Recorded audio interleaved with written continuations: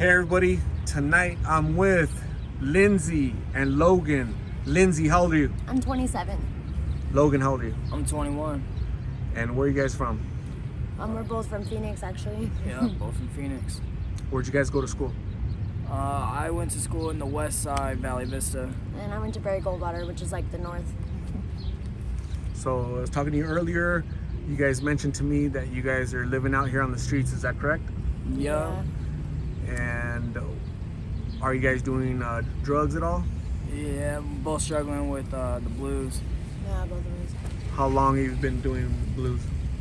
I've been doing blues since 14, 15 years old. And me, it's been about like 3-4 years. So what got you started with blues since the age of 14, Logan? Honestly, like, I didn't even know I was doing a drug that was that bad.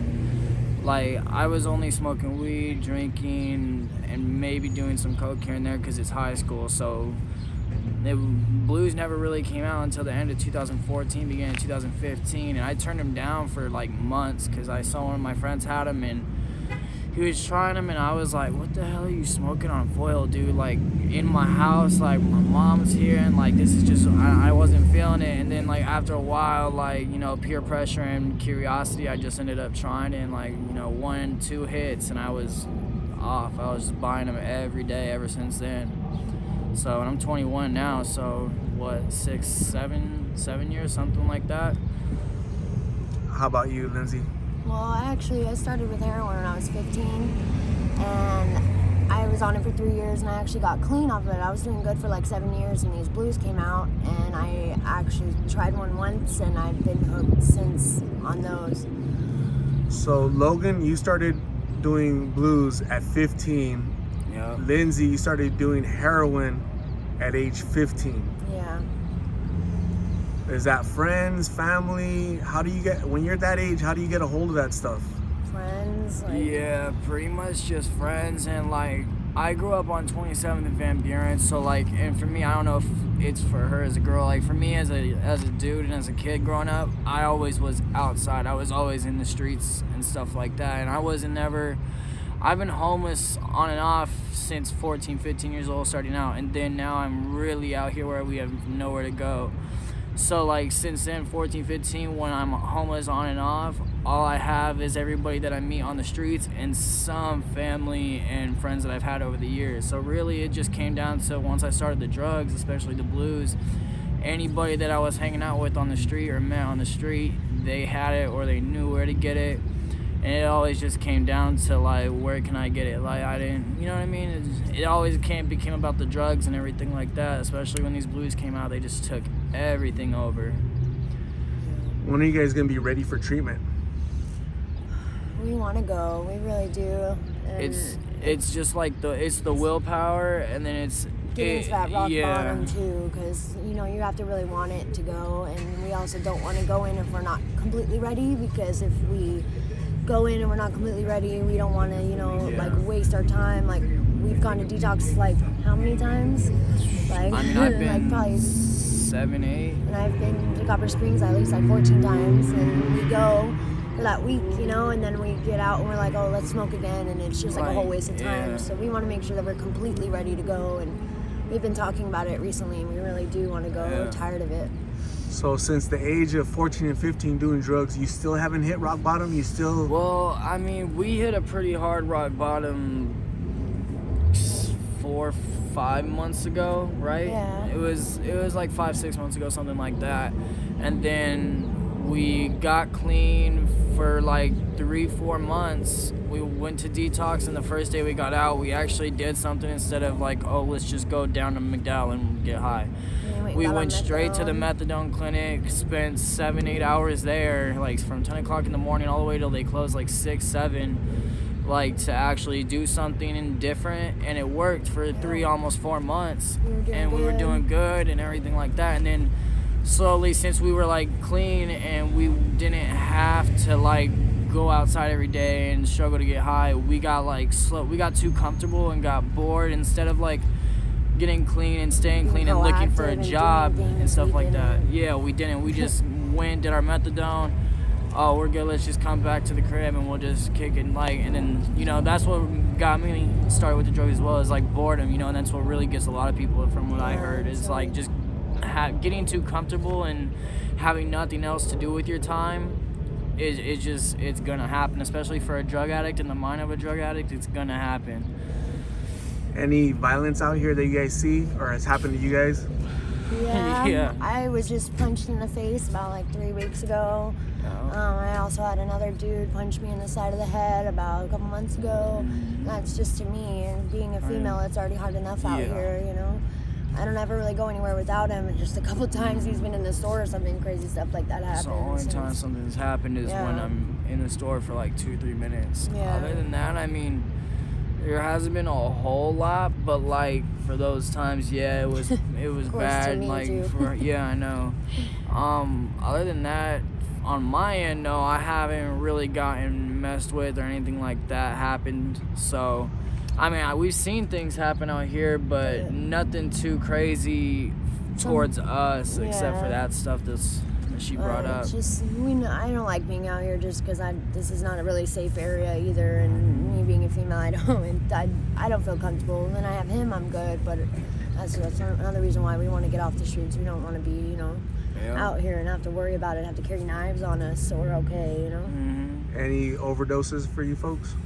Yeah, I know I've personally overdosed. I've had to like save you like 3-4 times, pretty much. And before her, 2 times, so that's like 5-6 times in total. And then I know I've had to wake you up at least 2 times for sure. I've had to wake you up out of it, but not to the point where we've had to like call an ambulance or anything like that. We've seen it though. We had a hotel room for the night, and we had somebody come in literally for 2 minutes and overdose. We had to call an ambulance. And he only hit his pill like once or twice. Like, that's how fast it can happen. Like, and that's what blows my mind is like we sit there and we'll smoke like a crazy amount and like not keep it in our head that like that could happen to us, but it's because it hasn't happened to us like that right away just yet, you know. Hasn't happened like 1 or 2 hits of this little pill will take us out. It's a couple pills will take us out, you know. What do you fear more? Dying from an overdose, violence, or being without the drug? What's scarier?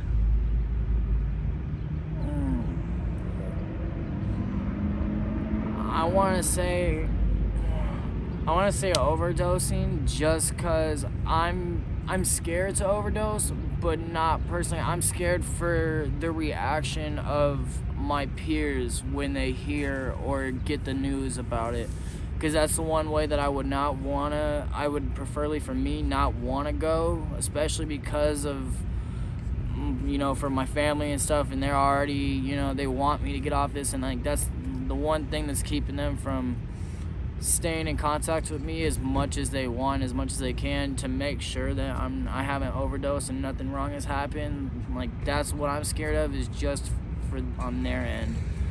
At the same time, yes, I am scared for myself, but I know my own tolerance, so I know when to stop. But sometimes you never know, though, you know. Yeah, there's bad pills out there. Like that one guy, he took one puff and he's almost dying. So sometimes it's not about you; it's what you're consuming. You know, so you got to think about that, right? And I think you never know what you're gonna get. Exactly, addiction. You guys don't think about that stuff, you know. So you see the same little pill you've been getting forever, and you think it's the same. Yep, it's not. Russian roulette, man. It catches up to you. So, what are your hopes and dreams? Oh, we dream to, get off the streets and have jobs, have our own place. We can actually start a family together. What's stopping you from doing that? The drugs. Not even really the drugs. I feel like on a more realer level, it's ourselves. Like I was saying, I feel like it's more of an I, and for her, it's more of an I factor of. I think ourselves are stopping. You know what I mean? Like. We know damn well right now we could go into a detox having anything, whether we're sick or we're not sick, we could go in there right now and do it. But it's the mindset that we have, it's the willpower that we are lacking, you know what I mean? So it's more of the I factor of like, we know we should do this, but we're keep going choosing with the to famous stay fuck out it. here, You know what I yeah. mean? Like, and that's the whole thing is, that's what's so hard about it is either, yeah, you can go in and get clean, but then, like, you're going to sit there maybe for a couple hours. At some places you can get right in, but some places you have to wait a couple hours and you're going to get sick. And people like us who get real sick, we're going to leave and then maybe come back in a couple hours or maybe not come back, you know? How can people help you? If they want to help you, how can they get in contact with you? So we do have a phone number, and I think the number is 623-356-3066. And we appreciate any words of encouragement to encourage us to get help and get clean. And we also have any detox centers or anything like jobs, that. anything. Yep. We also have a Cash App in case anyone would like to donate, because I need new shoes. Mine smell so bad. And anything, clothes for treatment, anything like that. My Cash App is #LWELCH2311, and that's our Cash App. And anything, just even text to, encourage us, give us advice, or any words of encouragement, because we really don't have many of that. So. Yeah, it's really just us, just me and her have each other out here, really, and then we make friends with people out here, but it's the streets, so you don't get too close to people, especially out here. It always ends up to the same thing, What advice would you give to young people out there?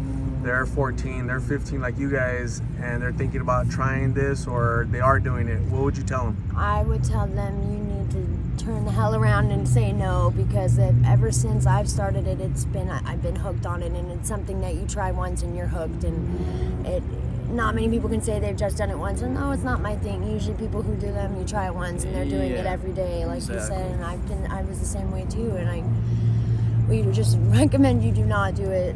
Go back to, hanging out with normal friends who don't do drugs. And that's the whole thing about it is, like, everybody out here, like I said, it's the streets. So everybody who is living on the streets, I've met very select few people who don't even touch alcohol, don't even do a single drug but smoke cigarettes.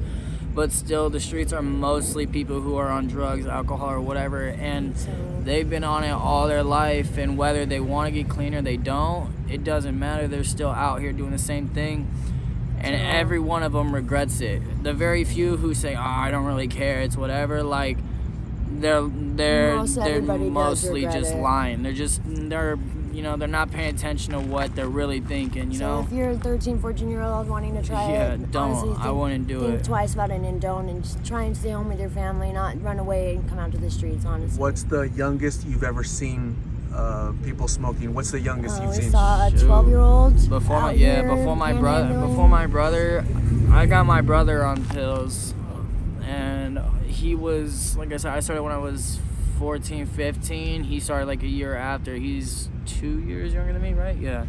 So he was like 13 when he was starting. I'm going to high school and stuff, smoking blues and shit. And I was just so like, what the hell are you doing? We also saw that kid out here who was panhandling and then there was a kid out he was here, like 11 or 12, like walking around with a backpack. People were selling to him. People who are our age are selling to him, and I that enraged me. He's like a kid. He can overdose. Okay, so you've shared a way for these folks that want to help you to get in contact with you. I'm sure you'll hear from them. We'll try to keep tabs as far as where you're at, how you're going along with your process to hopefully get in treatment soon. Okay. So thank you very much for talking to us. We wish you the best of luck. Stay safe out here. And I hope to, in the future, do an update where you guys are clean, looking good, and living life like you should be, okay? Yeah, All right, look forward to that. thank you. Thank you, guys. Thank you. Bye.